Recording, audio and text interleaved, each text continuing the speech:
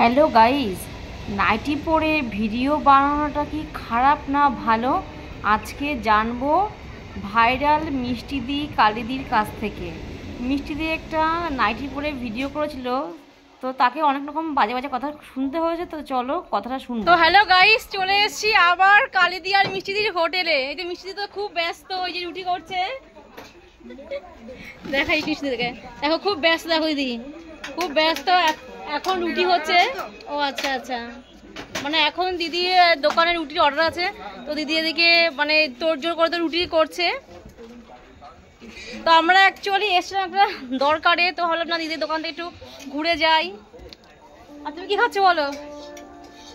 আর guys, ও তো এসে দেখো কোল্ড ড্রিঙ্কস খাওয়া শুরু করেছে।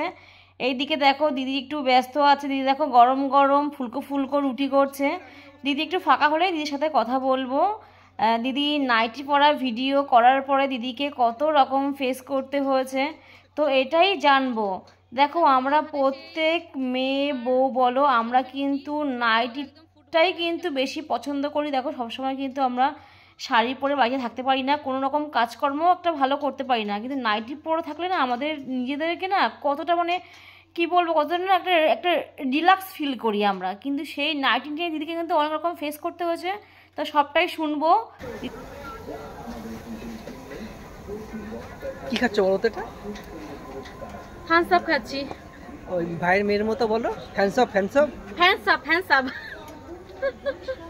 Hands up. হ্যাঁ, আমাদের বাড়িতে আমার ভাইয়ের মেয়ে আছে 3.5 বছর বয়স। ও থামস আপের বদলে বলে ফ্যান্স আপ ফ্যান্স আপ। হ্যাঁ বুঝলেই হলো, আর কি অতটা খুলে দরকার নেই বলা, সবাই দেখলেই বুঝবে। এই যে হাতে বোতলটা, কার বোতলটা? তোমার হাতের বোতল? এখন তুমি আছো এখন দোকানে, ইয়ে দিদি নেই, তোমার দিদি নেই, কালিদি নেই, বাজারে বড় বাজারে গেছে দরকারে। আমরা আছি সবাই। ওই তুমি তো ভিডিও করছো, ভিডিওতে মানে কিরকম ইয়ে হচ্ছে, কেমন ভিউজ হচ্ছে, কেমন তোমার চেয়ে ইনস্টাগ্রামে ভিডিওটা ভালো দেখি ভিউজ হচ্ছে। ইনস্টাগ্রাম ভিডিও তো সেই বানাচ্ছে দেখছি। দেখো মানুষের কেমন, তোমার বিবেক দেখো কেমন। তুমি একটা লাল একটা নাইটি পরে একটা ভিডিও করছো না, ভিডিও কমেন্ট বক্সে দেখেছো কমেন্টগুলো?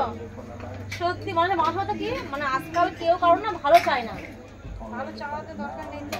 সত্যি কথা, কেউ কারোর ভালো চায় না। সামান্য একটা নাইটি পরে মানে স্নান করার পর একটা নাইটি পরে একটা ভিডিও করলো, তাই কমেন্ট বক্সে যে হারে মানে কথা বলতে কি ছেলে মানুষরা না মেয়ে ছেলেরা, মানে অ্যাকচুয়ালি কথা কি মেয়েরা মেয়েদের শত্রু হয় না। না আমি সেটা না, মানুষে কমেন্ট করেছে ঠিক আছে, কমেন্ট করতে পারে। এটা নাইটি পরে ভিডিওটা যারা বাড়িতে ডেলি ব্লগ করে তারা অডিয়েন্সের নাইটি পরে আরো বিস্তৃতভাবে ভিডিও করে, কিন্তু আমার কথা সেটা না। নাইটি পরে যে আমি নাইটি পরে ভিডিও করেছি, কমেন্ট করেছে ঠিক আছে, ভালো কথা, কমেন্ট আরো করুন, কিন্তু যে করবে তার নিজের রাস্তাটা পরিষ্কার রাখতে হবে, যে আমি কেমন ধরনের ভিডিও করছি। আমি যারা বাজে কমেন্ট করেছে তাদের প্রোফাইলে গিয়ে দেখি মানে চোখ আমার ধন্য হয়ে গেছে তাদের ভিডিওগুলো দেখে, এত সুন্দর ভিডিও। মানে এটা ওরা বোঝে না যে আমি কমেন্ট করছি, যে আমি কিরকম ভিডিও বানাই।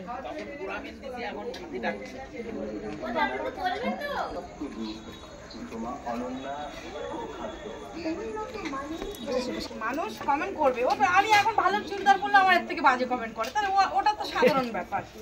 নাইটি পরে ভিডিও করেছি, নাইটি কি মানুষ পরে না? এটা বোঝে না যে তোমার নাইটি পরে আমরা সব থেকে নাইটি পরে কিন্তু সবসময় বাইরে থাকি আমরা, ঠিক আছে।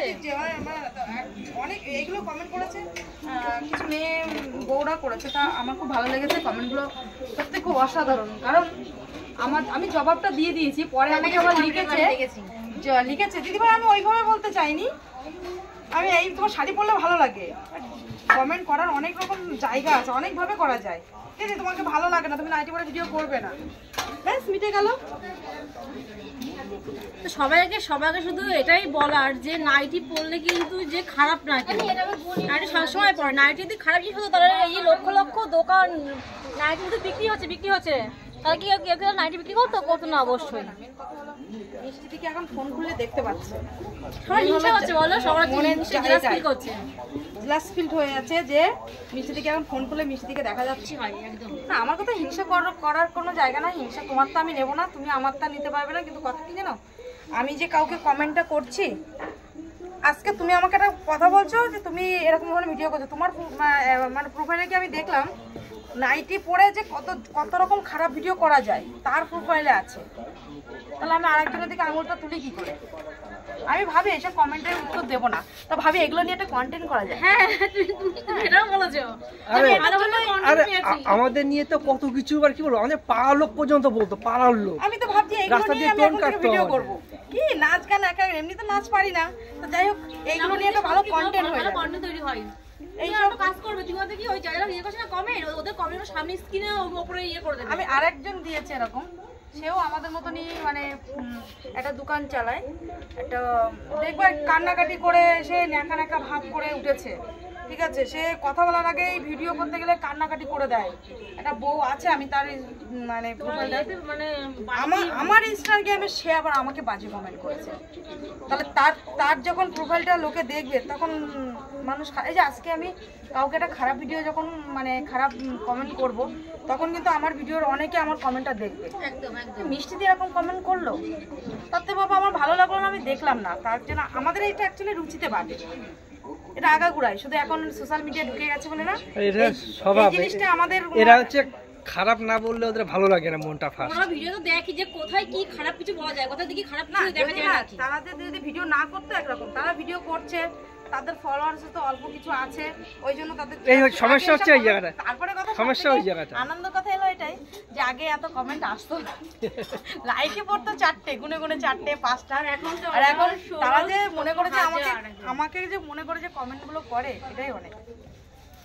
খারাপ করুক ভালো করুক করে তো মনে তো করে মিষ্টি দিকে আবার কি। হ্যাঁ ওই যে তোমার তো দেখলাম ভিডিওতে তুমি বলছো হ্যাঁ কমেন্ট করো বাজে করো, তাহলে আমি যদি কন্টেন্ট খুঁজে পাই, সত্যি কথাটা বাস্তব, তোমরা কমেন্ট করো, আর যদি বেশি ভালো ভালো কন্টেন্ট পাই, যত ভালো মানে বাজে কমেন্ট করবে তত আমি কন্টেন্টগুলো পাবো, আমি বলতে পারবো তোমাদেরকে